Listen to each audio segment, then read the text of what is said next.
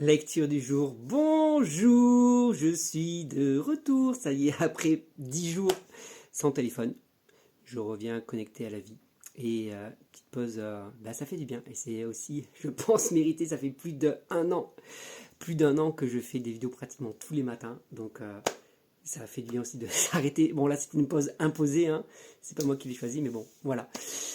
Alors, c'est vrai que j'ai pensé pendant la semaine, c'est que vu que j'avais commencé en septembre l'année dernière à commencer à faire des vidéos sur ma lecture du jour, j'avais déjà fait des vidéos sur Corinthiens, sur Romains, d'ailleurs c'est intéressant de comparer ce que je dis l'année dernière et cette année, mais je sais que j'ai pas fait de vidéo du coup sur Corinthiens cette année, mais si tu cherches dans la playlist, si tu cherches sur ma chaîne YouTube, tu cherches dans la playlist lecture du jour, tu vas sûrement retrouver celle sur Corinthiens. Voilà, donc je continue là où on en est, j'espère que tu n'as pas arrêté de lire la Bible pour autant, hein, mais c'est Romains 8, 9 et 10, donc on a fini 1 Corinthiens.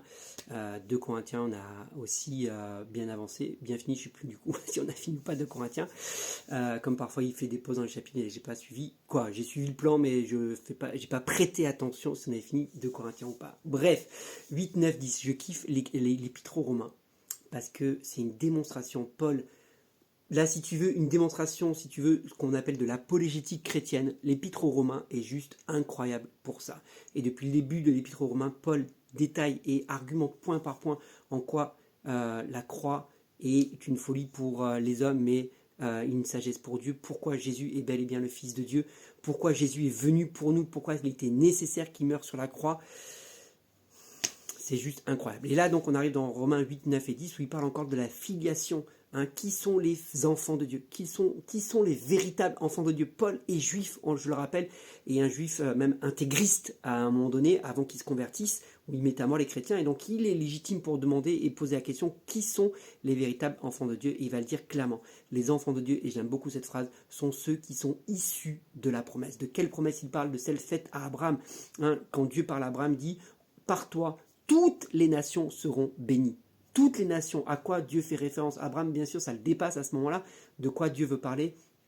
Et j'imagine qu'il n'a pas pris conscience ou mesuré l'impact de cela, mais bien sûr, toutes les nations, c'est au travers de Jésus que toutes les nations sont bénies aujourd'hui, parce que le salut n'est plus réservé au seul peuple juif, la révélation n'est plus réservée au seul peuple juif, mais la révélation est pour tous, en Jésus, par Jésus, la bénédiction est pour tous, et donc par Jésus et en Jésus, toutes les nations sont bénies, comme l'avait promis Dieu à Abraham. Et pourquoi par Abraham? Parce que Jésus était juif aussi, hein, il faut le rappeler, et il est descendant de David, et donc descendant d'Abraham, si on remonte un peu plus haut.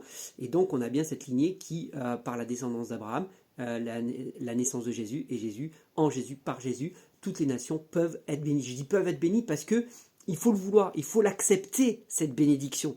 Et oui, Dieu ne va pas imposer la bénédiction, et c'est ça aussi qui est intéressant. Donc oui, être enfant de Dieu, c'est à la portée de tout le monde. Il suffit de le vouloir, de l'accepter et de reconnaître Jésus comme son sauveur et comme son Seigneur personnel. Les véritables enfants de Dieu sont ceux qui sont issus de la promesse faite à Abraham, qui s'accomplit en Jésus-Christ. Par Jésus-Christ, ok?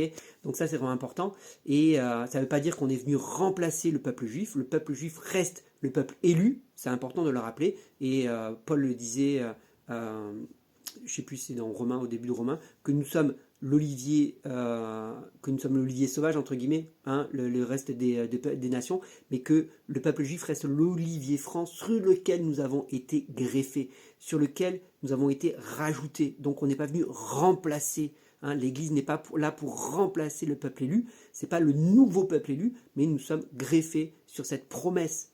Nous sommes greffés sur l'olivier franc, qui est le peuple juif qui tient les promesses, ok? Et le peuple juif reste le peuple choisi, élu par Dieu dès le début. Voilà. Dis-moi toi ce que tu retiens sur ces quelques chapitres. Il y aurait beaucoup d'autres choses à dire, je le sais. Moi, c'est vraiment ce qui m'a marqué ce matin, mais il y avait d'autres choses aussi qui m'ont marqué. Mais voilà, je faisais ce point-là, et puis comme c'est mon retour, j'avais aussi une petite introduction, donc je ne vais pas faire trop long ces vidéos, je le rappelle. Mais n'hésite pas à me dire dans les commentaires ce que toi tu as retenu, c'est toujours un plaisir, et je te dis à bientôt.